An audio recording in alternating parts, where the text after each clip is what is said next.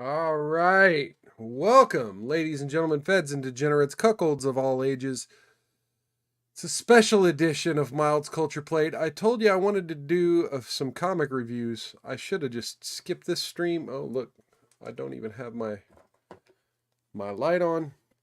Cause yeah, I've been watching football and then I was cooking dinner right up until stream time. So folks, I just want to say that I'm probably gonna this is going to be semi short, right? I'm going to cover these few comic books that I've been reading over the past month. I wanted to kind of just see how these videos do on views. If it's successful and people like this comment, and if you like this content, comment below or like this comment. If you like this content, comment below, and I'll continue doing more streams like this. But I wanted to I wanted to address this because I've been torn, right? Um, there was a moment. I've been collecting DC comics, and let me preface this by saying, look, my mother passed away a number of years ago, and after she passed away, it was right around the time DC Comics was doing its rebirth, right? Rebirth stuff, rebirth everywhere. In fact, I was all on board. I've kind of told some of this before here on the channel. I've done, I was all in on Rebirth. You can't really see it. Let me see here. See the Rebirth posters back there? The giant one and then the little one?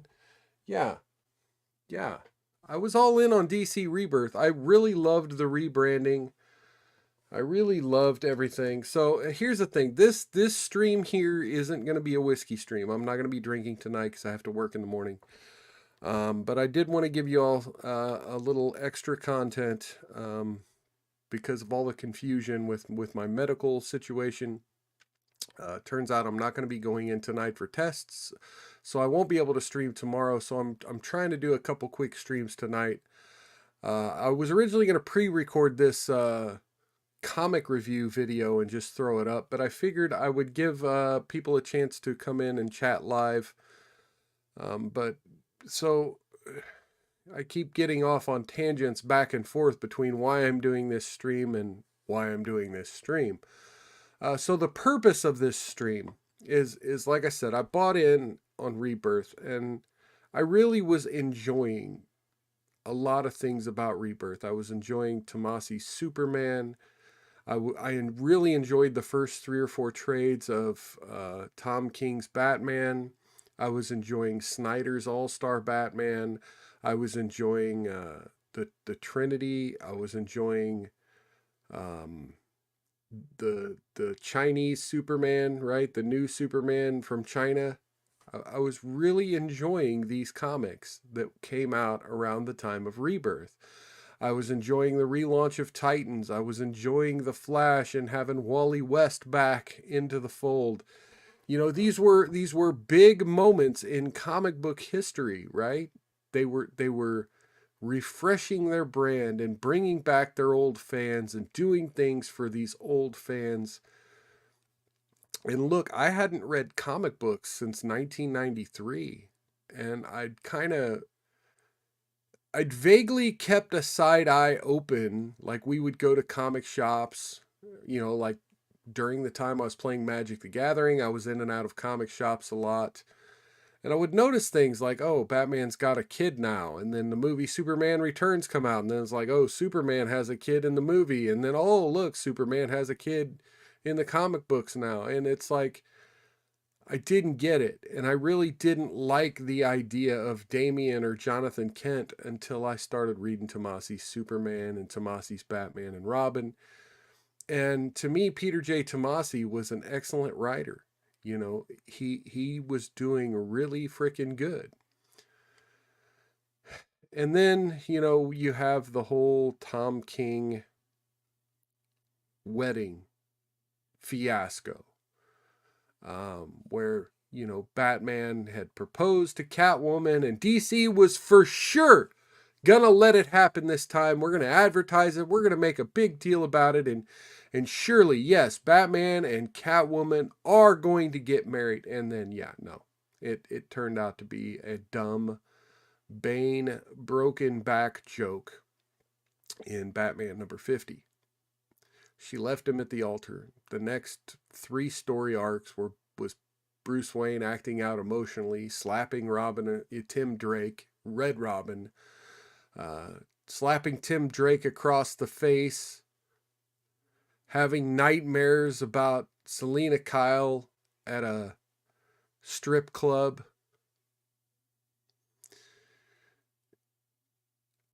You know, part of the problem with comic books is twofold. Either A, comic books, and this is going to get real philosophical, so I'm going to use the comics I read this week. Oh, they were behind me. Yeah, on yesterday's stream, I have them sitting next to me now. I'm going to use these comics to kind of show a little bit of a contrast between, the comics in the 90s and what they're doing now.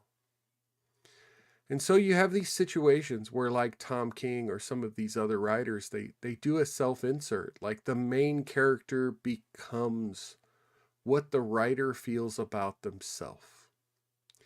And you have this all across the comic book industry. And, this is nothing new. If you've been following your boy Zach, Comics Matter with your boy Zach, formerly known as Diversity and Comics, if you were following him for any length of time, he's highlighted this over and over and over again in the comic industry, right? You have these female writers that want to write groups of women sitting around eating for half the comic.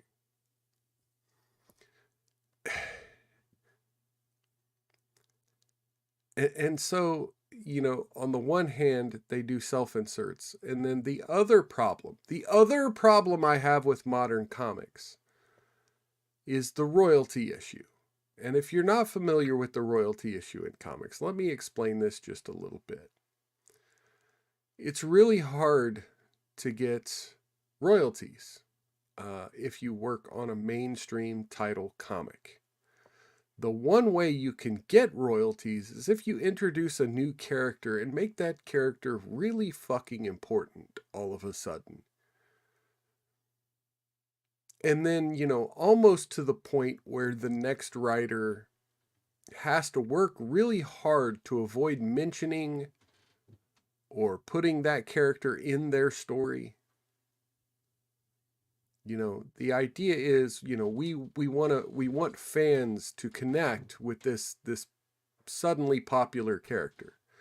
And so then the next writer has to use it. And then when those comics are sold, I get a chunk of that. And so here we have 2 of the biggest problems in the comic industry. And these problems kind of existed in the 90s, right? But here's the thing. Okay, so let me start off with this.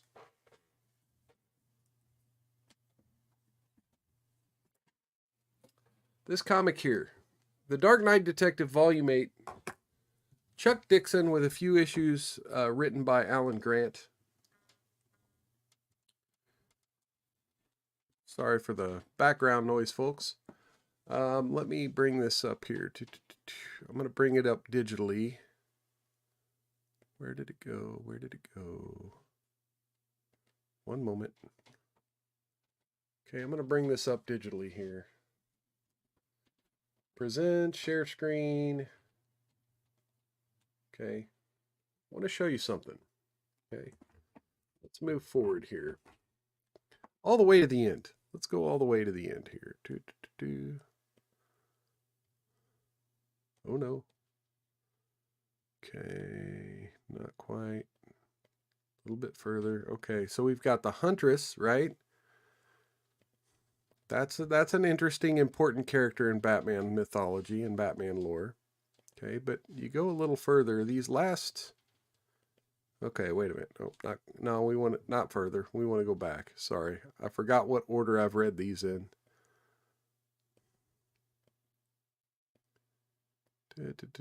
Okay, you see this character here? See these 2 characters on screen here? This is Stephanie Brown. Stephanie Brown and her father, the Clue Master. Arthur Brown. This story was adapted.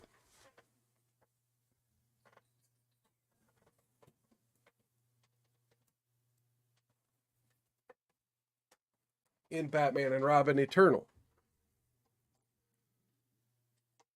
This story here was adapted in Batman and Robin Eternal.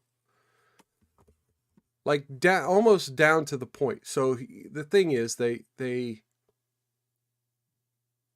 when they relaunched with New 52, the character Stephanie Brown, spoiler, no longer existed.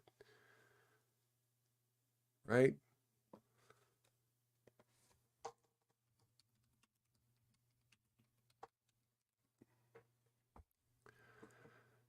You know, much of the Bat family and the Batman lore throughout the 90s.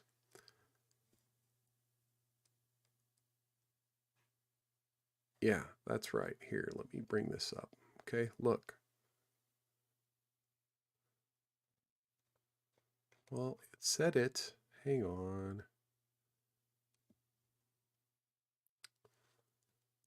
Nope.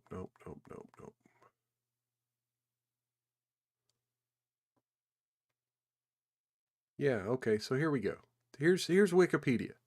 Stephanie Brown's a fictional superheroine appearing in American comics published by DC Comics in association with Batman. The character first appeared in Detective Comics 647. So yeah, this is the first appearance. Yeah, this was the first appearance of Stephanie Brown, was in this comic, The Dark Knight Detective. And it says here, created by Chuck Dixon. So most of the Batman mythos of the 90s was created by Chuck Dixon. Now, definitely there was a lot of stuff written by Alan Grant. You know, there was a large chunk of the Nightfall saga that fell to other writers. But the 90s, if you wanted to pick up Batman in the 90s, in his heyday, Chuck Dixon was the man. But let's bring this back up. So the idea behind spoiler, right? Is her father was a gangster. He was a Riddler knockoff. And here's the thing. Chuck Dixon played into that. Chuck Dixon played into the fact that Cluemaster was a Riddler knockoff. Like, the character himself knew, I'm always being compared to Riddler, etc. The writing was great. The writing made sense. And definitely there was a campiness to it, you know, that wasn't really shed from the 80s and 90s, right? There was a little bit left of that childishness of the 70s. And if you're really hooked on modern comics, going back and reading things like this, reading the playfulness of Robin, reading some of the dialogue that's a little over the top, might take you out of the story. One moment while I shut my office door.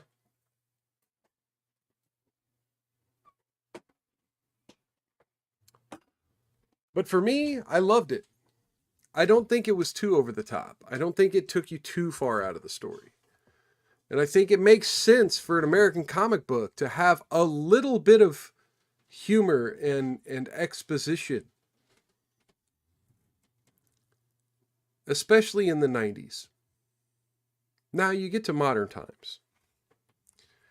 And the problem becomes, let me stop sharing. You get to modern times, and the problem becomes these characters are unnecessary. These characters are completely unnecessary. And they're, you know, half the time they're self-inserts. Let's see here. So here we have James Tynion IV. James Tynion IV became the head writer on Batman after Tom King. And I was excited. I was excited because I really loved James Tynion's run on Detective Comics. And I thought he had big things planned. And he did. There were huge things planned. Part of the problem is he'd already done a lot of huge things. Sorry, I got to figure out how... I'm used to using my tablet with these things. I got to figure out how this stuff works on desktop. I'm trying to find this particular part in this. Okay, so... Jesus.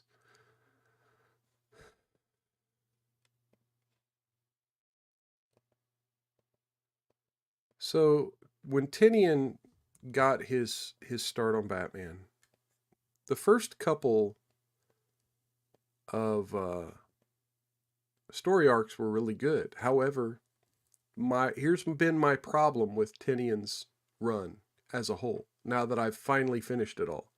And let me just say, if anyone has watched this video up to this point, then I'm going to assume you're a Batman fan, and I need help. I need help because not only have I been reading Tynion,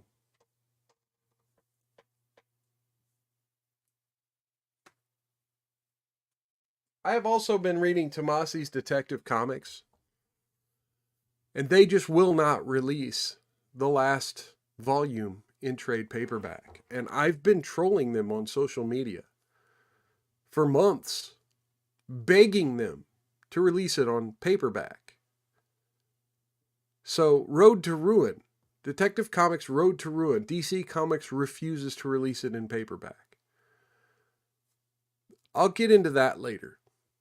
But if you can, help me troll DC Comics till they release it in paperback. Because I want to make that the last purchase I ever make from DC Comics. Or at least in the modern era. They want to reprint some old stuff, I might buy it. I might give them a little bit of my money if they're going to reprint classic stuff. But that's the only thing I'm looking forward to. All the stuff that's come after the Tynion run and the Tomasi run, I'm literally not interested. So, again, I got off track. I keep getting off track. So here we go. This is from the Fear State Saga.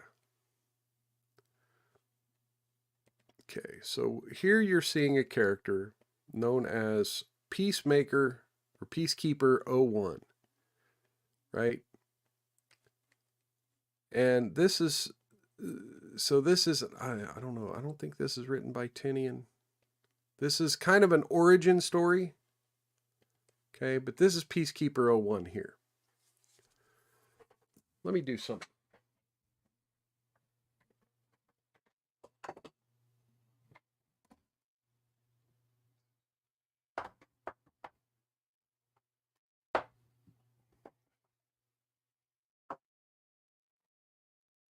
Okay, Peacekeeper 01.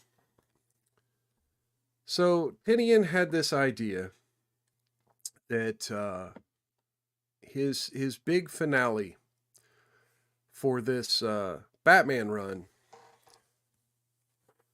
would be that the citizens of Gotham City are getting sick and tired of being victims of the endless wars between Batman and his freak villains. And so they elected a mayor, so you got a politician involved, and the mayor did some shady deals with a corporate military tech developer to make these Peacekeeper battle suits and drones to help the police do SWAT-like activities and help them apprehend supervillains and vigilantes alike. There's just one problem. James Tynion wrote the same story 4 years ago. Now, this isn't government, right? This isn't government. This is the Victim Syndicate.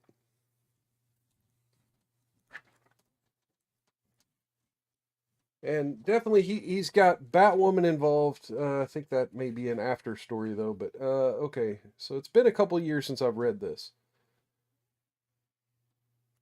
But look, you've got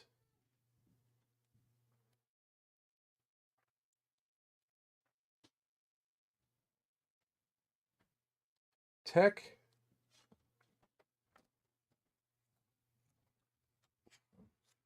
Basically, the people of Gotham that have banded together and decided they're sick of Batman and his heroes. After, the whole city is threatened and they decide they want to riot. Where did it go? I'm trying to show some of the villains here.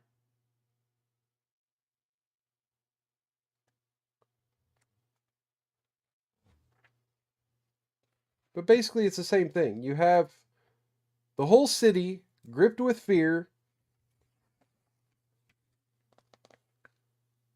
The whole city gripped with fear.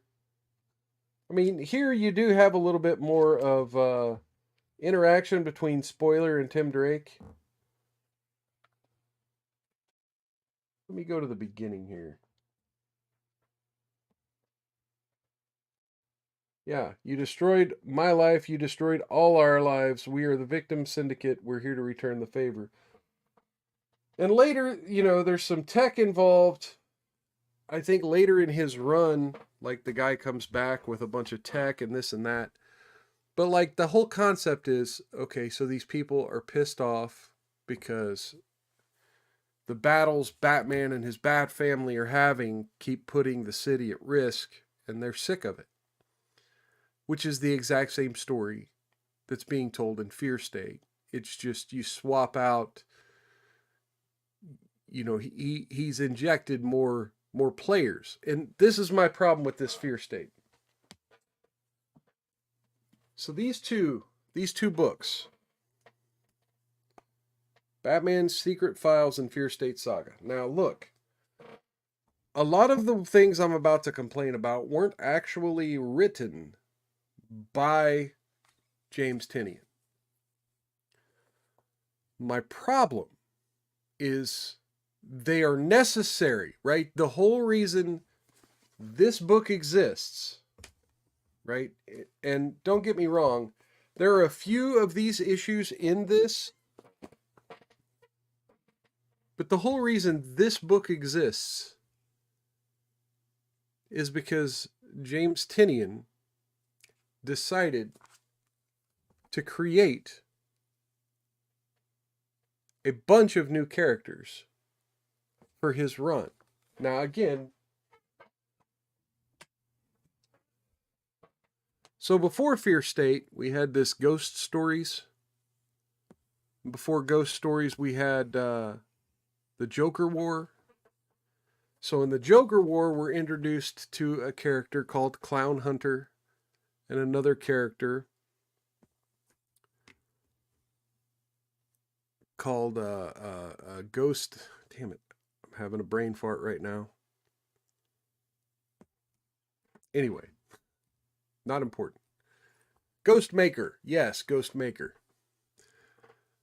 And then we have the Gardener, Miracle Molly,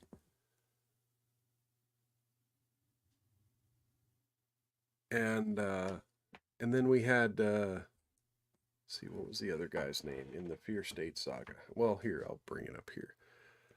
Simon something or other is one of the two villains, and he's working with. So this is Miracle Molly here,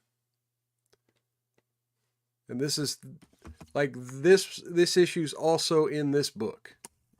So not only does DC Comics suck at separating these things by in collectible ways. So this is her origin story. Basically, she gets mad at her parents and decides that she's traumatized and wants to erase her own brain, and then wants to do the same for citizens of Gotham. Okay. There's Ghostmaker, Gardner, Miracle Molly, right? These are all Tinian created characters, but they're unnecessary. So the Gardener is essentially Poison Ivy's lesbian ex-girlfriend who sensed that there was a problem with Ivy and she should get involved, and so she gets Harley involved, and then the two of them go try to save the love of their life and restore her to her happy, pleasant self instead of the wrathful queen of the plants who was about to destroy Gotham City. My doggy tried to come into my office. I had to close my door again to prevent the background noise. Sorry about that. Another thing that bugs me is there's no real explanation where Tim Drake is during all of these events. Like usually, yeah, Tim's busy doing blah, blah, blah. When you have the whole Bat family, like there's no explanation of where Tim is or where Kate is. Batwoman. I'm assuming whatever they're doing, the adventures were probably in that DC Pride book about, gay, lesbian, bisexual characters. And so, anyway, so yes, this is our villain here. This Simon, damn it, I'm forgetting his last name. Yeah, here you have Ghostmaker fighting back. So we're getting toward the end here. So Scarecrow, and look at this design for Scarecrow. Scarecrow is the main villain of our story, right? But the point of the story is he's not using his gas. He's using trauma and technology. And particularly old Mad Hatter technology to hack people's brains and make the city afraid. And so the payoff of the story is they finally convince the two halves of Poison Ivy. And yes, I mean the two halves of Poison Ivy. So you got this evil Queen Poison Ivy here who's,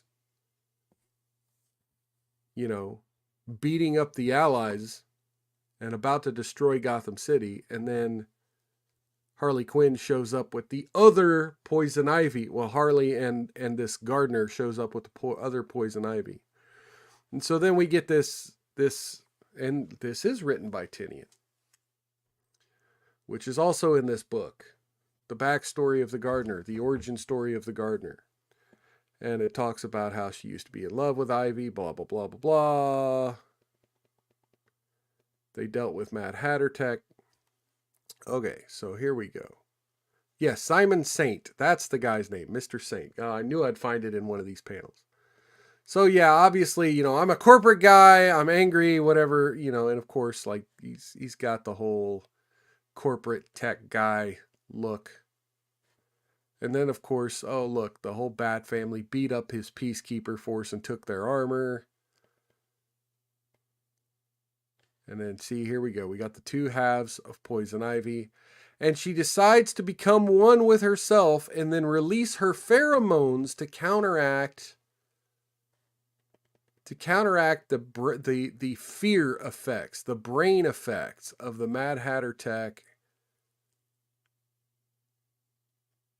And then, they bring down Simon Saint, and here's the group photo. I guess Tim does show up toward the end. Oh, it's Damian that's missing. That's right. It's Damian that's missing. But still, there are a couple of issues in Tomasi's detective run that kind of explain why Damian's not participating with the rest of the Bat family. But go figure. It's not in this. Not in this run. There are a couple issues earlier that talk a little bit about it too. Oh. You bring that down. Sorry. Didn't mean to close that. So yeah, I do. A lot of times I'll buy a physical copy and then I'll read the same the same book in my library app. And so I'm not going to bring up Tomasi's Road to Ruin, but I had some issues with it as well. And Tomasi's one of my favorite writers right now. I had some real problems with it as well. But my problems with it are mostly that it acknowledges all the other dumb things that are happening and have happened in all the other Batman books, right? So it focuses heavily on the death of Alfred and Batman trying to kind of come to terms with his grief and overcome it. But like I said, I'm getting off topic. The reason I brought up the Fear State book here on the stream was I wanted you to compare and contrast how James Tynion introduced new characters to how Chuck Dixon did in Dark Knight Detective, which is Detective Comics back in the 90s. Chuck Dixon kind of built in a backstory to the current conflict, right? Had Stephanie sneaking off at night and sending Batman clues as to what her father, the Clue Master, was doing. Kind of incorporated the backstory, the origin stories into what was going on. With Tynion's run, we have to have a whole other trade paperback full of this is why these characters are doing what they're doing in the current time. We have to hear their origin and why they've been brought into this bigger saga. It's ridiculous. It's ridiculous. Now, does that mean that old comics are always better than modern comics? Not necessarily. I recently, and I'm going to be wrapping this up pretty soon, so I just wanted to point these things out. The stakes felt the exact same in Tynion's Detective Comics run that they felt in Tynion's Batman run. And that includes the Joker War, that includes the Fear State saga. You know, this was supposed to be this big thing, but really it just felt, and this is my problem with modern comics, is modern comics feels like this giant ensemble cast of characters. And don't get me wrong, that's actually one of the things I liked about his Detective Comics saga, was that it was a giant cast of characters.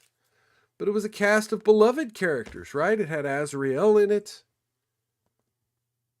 It had Stephanie and Cassandra. It had Tim Drake. It had Batwoman. It had Clayface. And they were all working as a team. And they all had little dramas between themselves. But overall, it was about teamwork. And it's like he tried to do the same thing with all these new characters, but he put a little too much drama, too much emphasis. And let me just point out, a lot of my viewers are conservative.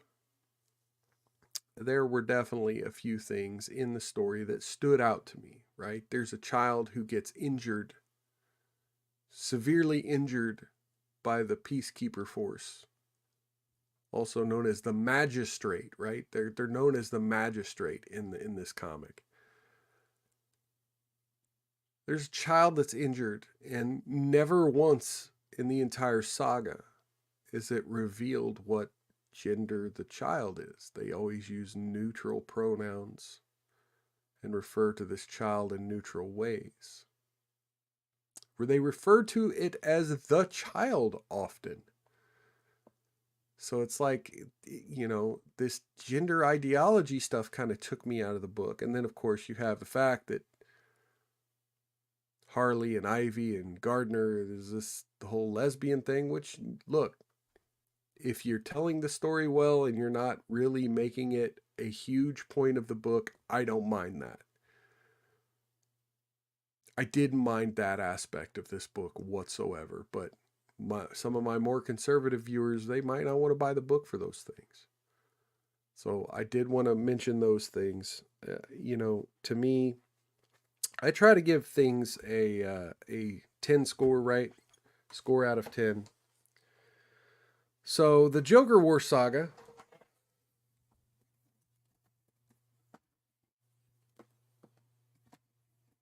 So Tynian's run started with their Dark Designs.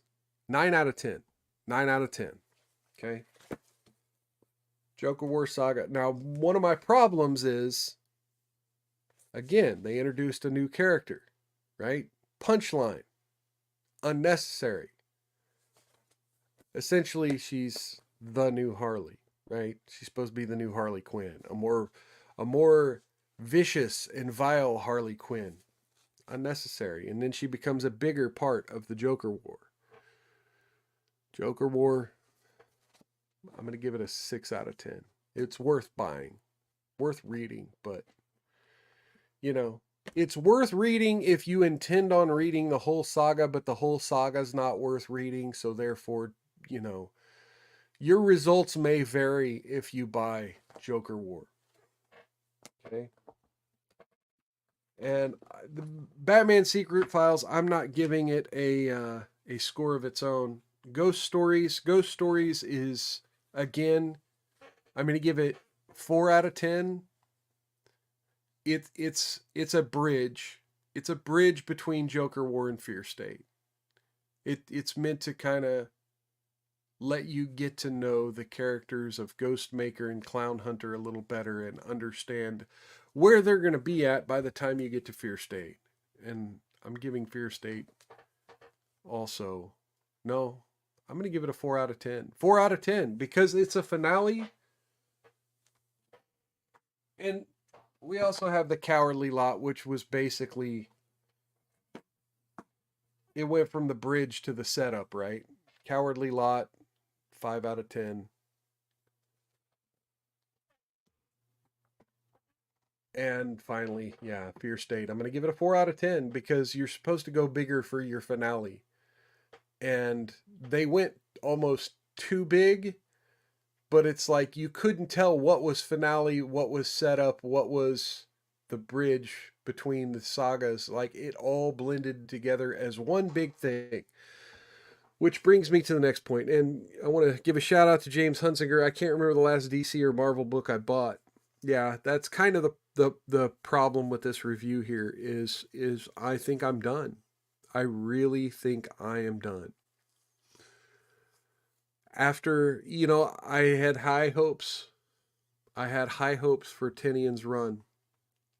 But I'm telling you, I just read 3 in a row, and one of them was the Fear State Saga, right? The big, thick Fear State Saga book. I read 3 in a row of Tynian Saga here. And I feel like I got way more out of reading The Dark Knight Detective from Chuck Dixon. I feel like I got more exposition, more story, more teamwork. I felt like the characters weren't scattered all over the universe. But I'll tell you why. And this is my damn issue. Earlier I mentioned how I'm pissed off that they won't release Tomasi's finale in trade paperback. This book. I did finally read this book, and look, let me just go ahead and say, I'll give it a review without talking too much about it. This is a 6 out of 10. Again, because it's supposed to be a finale and there's too much going on and it's kind of setting up for the next writer, I don't like it. I'm going to go ahead and bring that down. Anyway, so I just read that, and then I read these, and it's occurred to me, the reason DC, that's a good one, Hunsinger. That is a good one. The reason DC will not release Detective Comics Road to Ruin in paperback is because the market has shifted. The market has shifted to the omnibus. DC Comics is now, like, their writers, they're writing issue by issue, but they're trying to tell a story that they can tell over a thick hardcover volume. So the story arcs feel like they have no climax, right? Something big happens and then it just goes away. But it was all like a setup for this other thing to happen. And then that was a setup for this other thing to happen. And eventually you have this big crescendo of all the previous story arcs all happening at the same time. And then it's like the finale feels like it's too scattered and too big. Which, I say that while saying, I preferred Chuck Dixon, but let's be honest, Chuck Dixon's run culminated in Nightfall, which was one of the biggest, most scattered events ever in DC Comics history. But also, let's also be honest, each story and each story arc in Nightfall felt like its own thing. It didn't feel like it was setting up for the next thing. And I'm not trying to give a review of Nightfall here, but when Batman had to face the Joker and Scarecrow in Nightfall, he faced the Joker and Scarecrow, he beat them, he moved on. And then he had to face Bane, and then he got injured, and then the story continued with John Paul. It's like each segment of the saga stood on its own and was easier. Like, the whole saga wasn't easy to read. There were definitely parts where it was hard to get through, but it still felt like it was worth reading. It wasn't rehashed. The characters weren't rehashed. And this is second problem, and I've kind of mentioned it once here, and I'll mention it again. These new characters that they keep creating are unnecessary. You don't need a new Harley Quinn in Punchline, right? Because you want to take the old Harley Quinn and turn her into an anti-hero and make her heroic and have her in a relationship with women, Poison Ivy, and maybe even this Gardner. I don't know. I don't read the current continuity. But you already have that. And so you have this Ghostmaker character that was created by Tynion. Ghostmaker is essentially, he had this idea that when Bruce was training and going around the world getting different trainings, like, this Ghostmaker character would be like a rival who is trying to train to be better.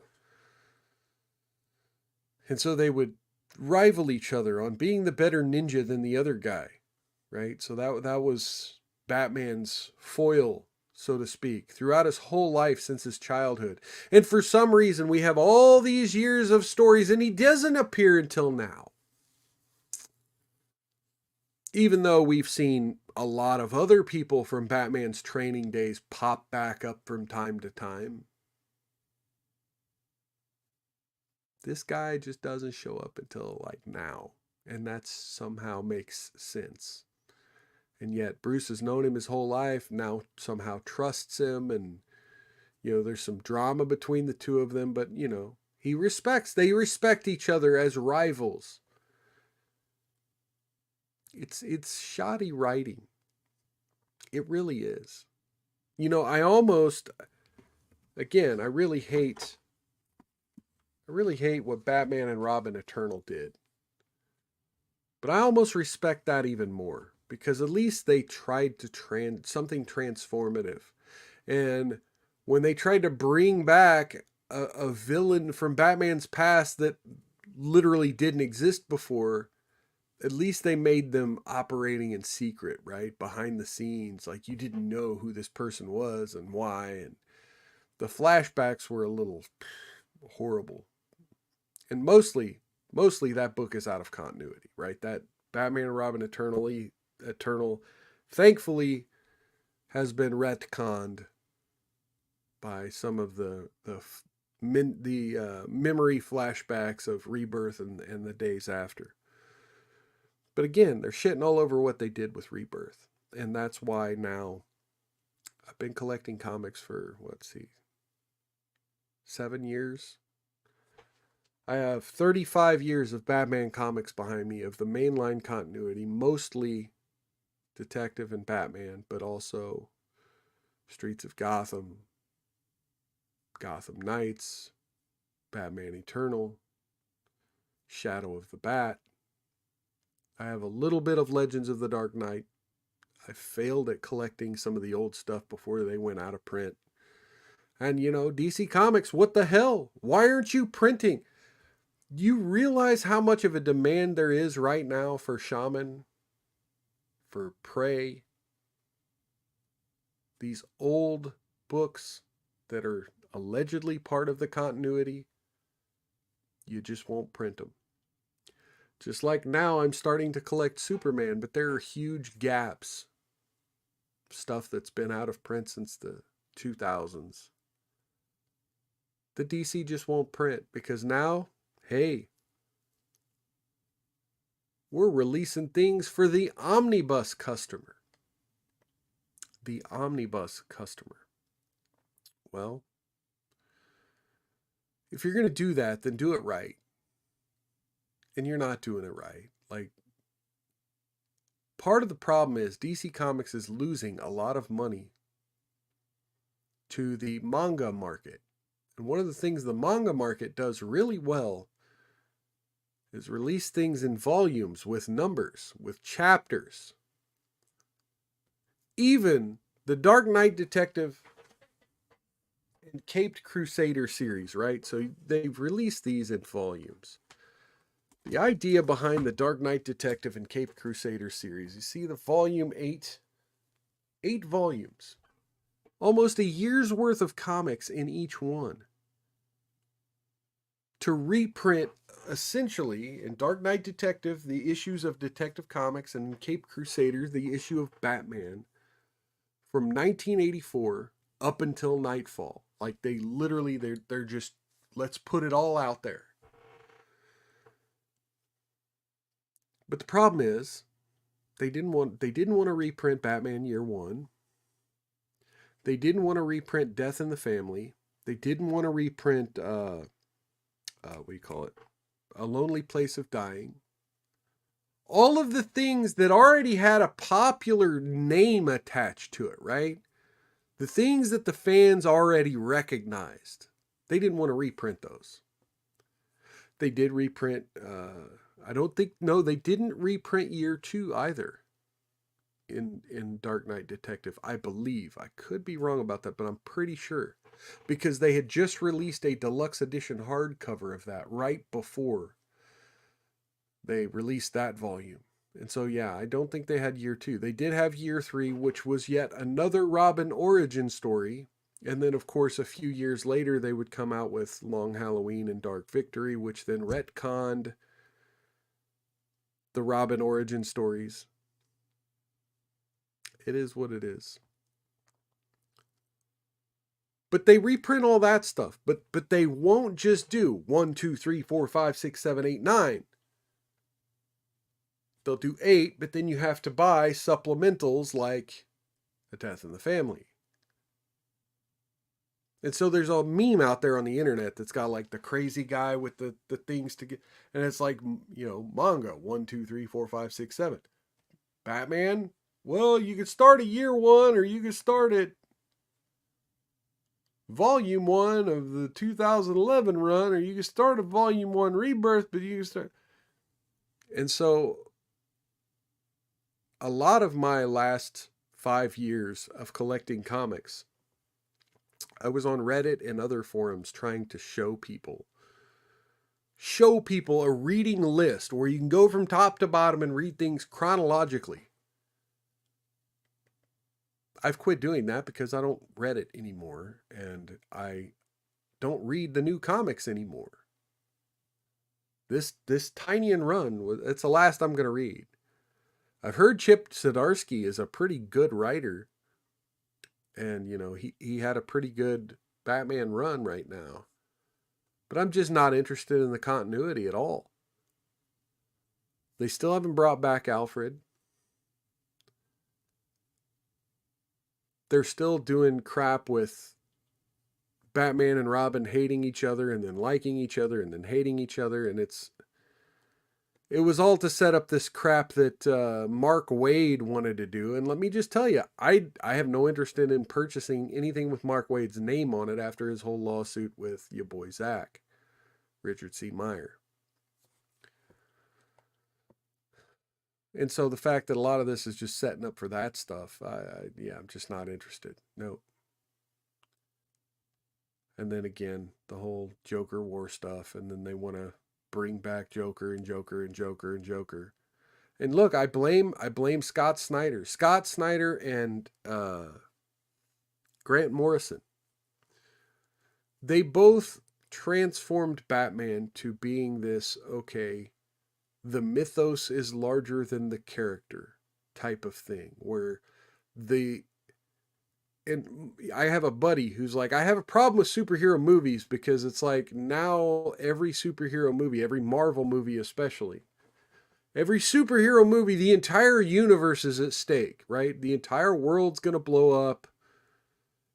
You know, there's going to be an invasion from an alien force that's just going to take over the whole damn world, or you know, or Ultron's going to, you know, turn the fucking technology against all humans.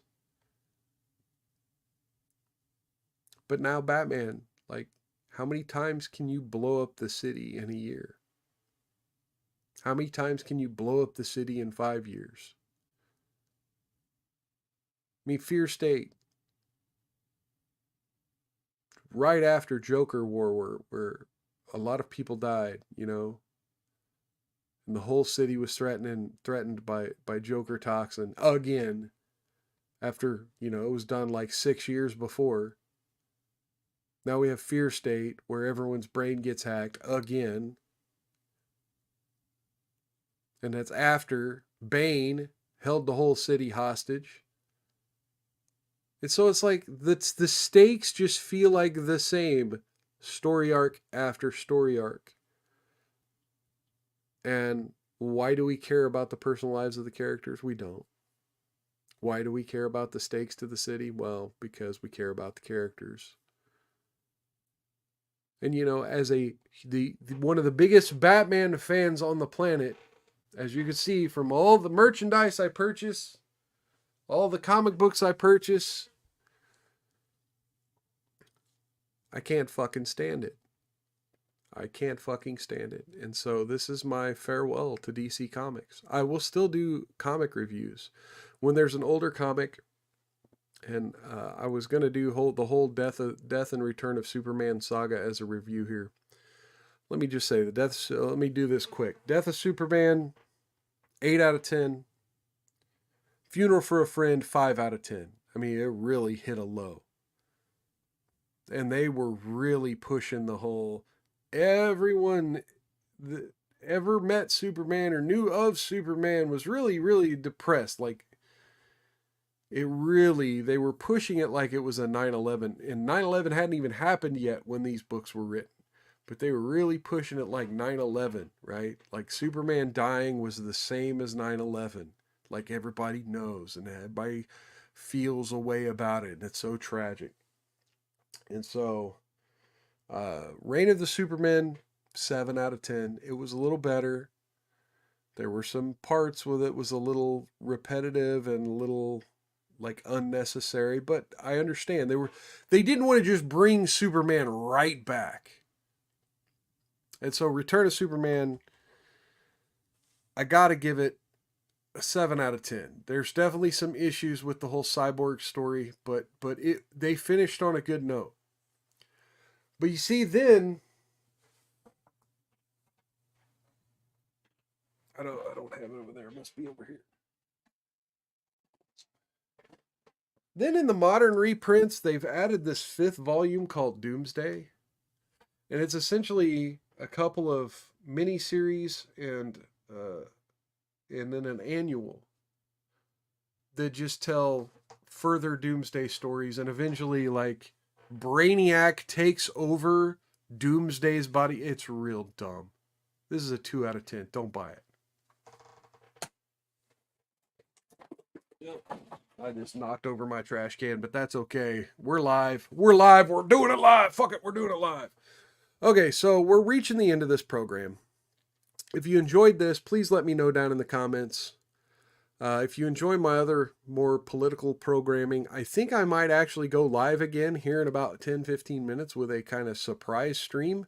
So if you've managed to follow this long, I think I'm going to do a surprise stream where I talk about some political things that happened today. So keep an eye out for that. Until then, you can also catch me. So I'm doing these streams because I'm not going to be streaming tomorrow. You can catch me Wednesday afternoon, 6 p.m. Central. I guess that'd be evening. Wednesday evening, 6 p.m. Central.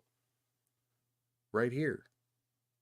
Same time and place that you're currently at. In the meantime, if you could click that like button, click the follow button. I tend to do a lot of conservative politics from a libertarian standpoint.